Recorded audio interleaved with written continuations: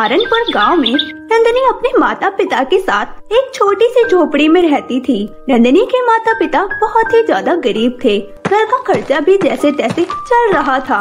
कोई कोई वक्त तो ऐसा भी आता कि उनके पास खाने को कुछ नहीं होता और वो भूखे ही सो जाते।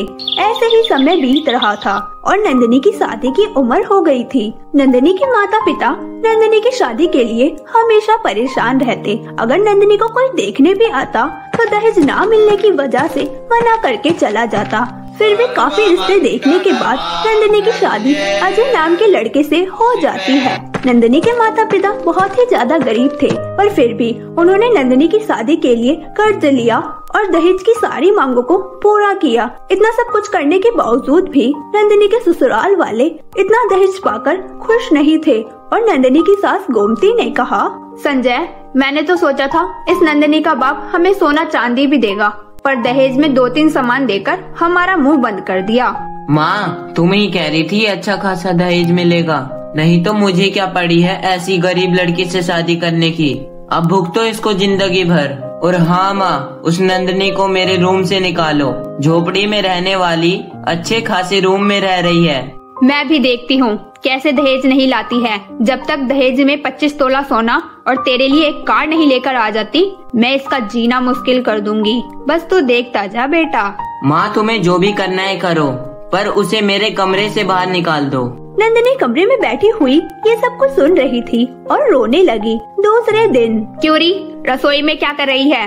संजय और मैं तेरे हाथ का कुछ नहीं खाएंगे। जो बनाना है अपने लिए ही बनाना। पर माँ, मैं आप लोगों के लिए भी बना देती हूँ ना, आप भी थक जाती होंगी। तभी वहाँ पर संजय आता है और गुस्से में बोलता है, तेरे को एक बात समझ नहीं आती? जब माँ मना कर रही है तो तू क्यों मरी जा रही है खाना बनाने के लिए?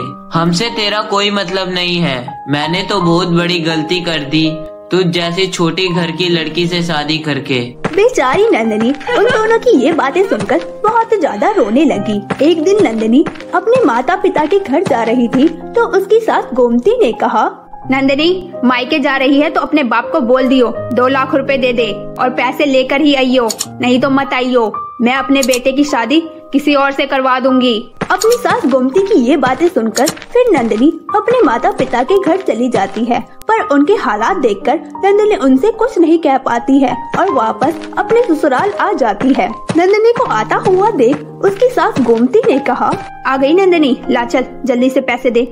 वो मेरे पिता की हालत ठीक नहीं है और आप तो जानती ही हो हम कितने ज्यादा गरीब हैं। मेरे पिता आपको इतने पैसे कहाँ से लाकर देंगे? क्या पैसे लेकर नहीं आई? जब मैंने तुझसे कहा था कि अपने बाप से पैसे लेकर ही आई हो तो क्यों नहीं लाई? इतने में संजय बोला, माँ, ये ऐसे नहीं मानेगी। वो सोनिया नाम के बड़े घर की लड़की का रिश्ता आया है ना, आप उसको मेरी दूसरी शादी के लिए हाँ बोल दो और इसको निकालो घर से बाहर। नहीं संजय, ऐसा मत करो। मैं तुम्हारे बिना कहाँ जाऊंगी? पहले से मेरे पिता बीमार है और उन्हें ये सब पता चलेगा तो वो तो मर ही जाएंगे। तो क्यों नहीं लाई दहेज? जब तेरे बाप की इतनी औकात ही नहीं थी तो क्यों करवाई इतनी अमीर घर में शादी? चल अब तू निकल यहाँ से, तेरी इस घर में कोई जगह नहीं है। माँ, इस महनूस को जल्दी भेजो, सोनिया आती ही होगी। उसने इसे यहाँ देख लिया तो वो तो शादी के लिए मना ही कर देगी और हमारे हाथों से मोटी रकम निकल जाएगी। संजय और गोमती नंदिनी को धक्के मारकर घर से बाहर निकाल देते हैं। हे भगवान, मैं कहाँ जाऊँ? अगर मैं वापस अपने माता पिता के घर गई तो वो तो मेरी ये हालत देखकर मर ही जाएंगे। मैं अब कहाँ जाऊँ? हाँ, मेरा मर ही जाना बेहतर है। नंदिनी चलते चलते पहाड़ियों के पास पहुँच जाती है और वहाँ से कूदने लग जाती है। तभी वहाँ पर एक बूढ़ी औरत आती है और उसका जल्दी से हाथ पकड़ लेती है और कहती है, तुम ये क्या कर रही हो बेटी? इतना घोर अनर्थ क्यों कर रही हो? अम्मा, अब मैं जी कर क्या करूँगी? मेरे दुखों का अंत मरने से ही है। मेरी बेटी, अगर दुखों का अंत मरने से होता तो दुनिया में कोई जीवित ही नहीं रहता, क्योंकि हर किसी के पास कोई न कोई परेशानी है। इसका ये हरगिज मतलब नहीं कि हम अपनी जान देने लगे। ये तो कायरता है बेटी। नंदिनी बूढ़ी अम्मा को सारी बातें बताती है और बोलती है, मेरी सास और मेरे पति ने दहेज की वजह से मुझे घर से बाहर निकाल दिया और मैं अपने माता पिता के घर भी नहीं जा सकती। अब मैं कहाँ जाऊँ? इसके सिवा मेरे पास और कोई रास्ता भी तो नहीं है। बेटी, तुम्हारे साथ जो हुआ वो गलत हो था, पर मैं तुम्हें अपनी भी बात बताती हूँ। मेरा भी एक घर था और मेरे 2 बेटे थे। मैंने उन्हें हर खुशी दी जो वो मांगते थे। मैंने हर वो चीज उन्हें ला कर दी, पर वक्त बीतता रहा और उन दोनों की शादी हो गई और धीरे धीरे उन दोनों का व्यवहार मेरे प्रति बदलता गया और दोनों बहुएं मुझसे घर का सारा काम करवाती। और पता है बेटी, उन्होंने मुझे बाथरूम में सोने के लिए दिया, सारा दिन मुझसे काम करवाते और खाने को रूखा सूखा ही देते। पर फिर भी इतना सब करने के बावजूद भी उन दोनों को मुझ पर रहम नहीं आया और उन्होंने मुझे घर से बाहर निकाल दिया। पर मैंने हार नहीं मानी और जैसे तैसे जी रही हूँ। बूढ़ी अम्मा की ये बातें सुनकर नंदिनी रोने लगी और कहा, अम्मा, मुझे समझ में आ गया है कि मैं कितना गलत कदम उठाने जा रही थी। आपकी बातों से मुझे इस बात का एहसास हुआ कि चाहे हालात जैसे भी हो, हमें उसे मुंह नहीं मोड़ना चाहिए, बल्कि उसका सामना करना चाहिए। हाँ बेटी, अब चलो मेरे घर, मैं तुम्हारी मदद करूंगी और तुम्हें कभी दुखों से नहीं गुजरना पड़ेगा। अम्मा नंदिनी को अपने घर ले आती है। कुछ दिन यूं ही बीतते रहे। नंदिनी काम की तलाश में इधर उधर भटकने लग जाती है पर उसे कहीं भी काम नहीं मिलता है। थक हार कर नंदिनी वापस अम्मा के घर आ जाती है। अम्मा नंदिनी को इतना उदास देख बोली, क्या हुआ बेटी, इतनी परेशान क्यों हो? अम्मा, मैं काम की तलाश में गई थी पर मुझे कहीं काम नहीं मिला, पर कोई बात नहीं, मैं कल फिर से कोशिश करूंगी, क्या पता मिल जाए। बेटी, तुम्हारा ये हौसला और साहस देखकर मुझे अच्छा लगा। मेरे पास एक मशीन है, तुम चाहो तो गांव वालों के कपड़े सिलकर उससे पैसे कमा सकती हो। हाँ अम्मा, मुझे तो बहुत ही अच्छी सिलाई भी आती है, मैं आज से ही सिलाई करना स्टार्ट कर देती हूँ। और हाँ अम्मा, आपका बहुत शुक्रिया, आपने हर कदम पर मेरा साथ दिया है। इसके बाद नंदिनी सिलाई करने के लिए चली जाती है और वो जैसी मशीन पर बैठती है तो मशीन खुद ब खुद कपड़ा सिलने लग जाती है। नंदिनी ये देखकर हैरान रह गई और भागते हुए अम्मा के पास आई, पर अम्मा उसे कहीं नजर नहीं आती है। नंदिनी अम्मा को हर जगह ढूंढती है पर अम्मा कहीं नहीं मिली। अरे, बूढ़ी अम्मा कहाँ चली गई? तभी वहाँ पर एक औरत आती है और बोलती है, मैंने सुना है यहाँ पर सिलाई होती है, क्या आप मेरा ये कपड़ा सिल सकती हो? और देखो, अगर काम अच्छा नहीं हुआ तो 1 पैसा नहीं दूंगी।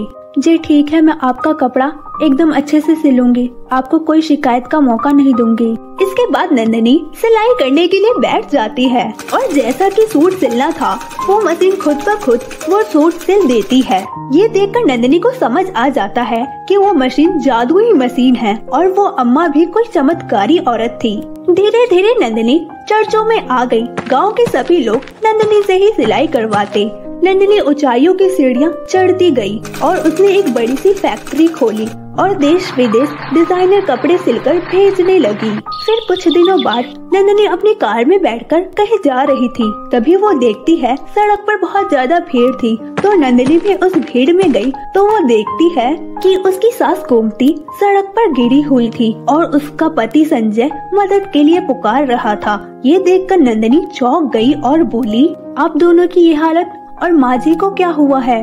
3 दिन से हमने कुछ नहीं खाया था, सड़क पर इधर उधर भीख मांग रहे थे। भूख और प्यास से माँ को चक्कर आया और माँ गिर गई। चलिए इन्हें हॉस्पिटल लेकर चलते हैं। नंदिनी अपनी सास गोमती को हॉस्पिटल ले गई। डॉक्टर उसका चेकअप कर ग्लूकोज चढ़ा देता है। थोड़ी देर में गोमती को होश आ जाता है और नंदिनी बोली, मैं ये क्या देख रही हूँ, आप दोनों की ये हालत कैसे हुई?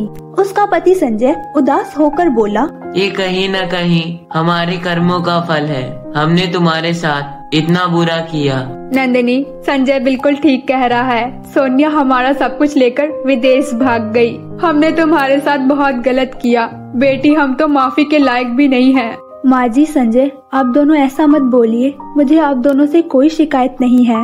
इसके बाद गोमती हॉस्पिटल से डिस्चार्ज हो जाती है। दूसरे दिन नंदिनी अपनी सास को सिलाई मशीन की फैक्ट्री दिखाती है। नंदिनी की बड़ी सी फैक्ट्री देखकर गोमती और संजय बहुत ज्यादा खुश होते हैं और दोनों के आंखों में आंसू आ जाते हैं।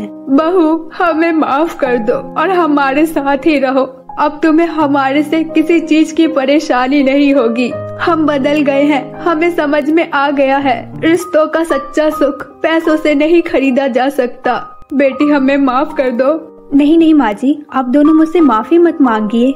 मैं आज भी आपको अपना सास और आपको अपना पति मानती हूँ। भूल तो इंसानों से ही होती है, पर वक्त रहते जो अपनी भूल को मान ले उसे भूला नहीं कहते।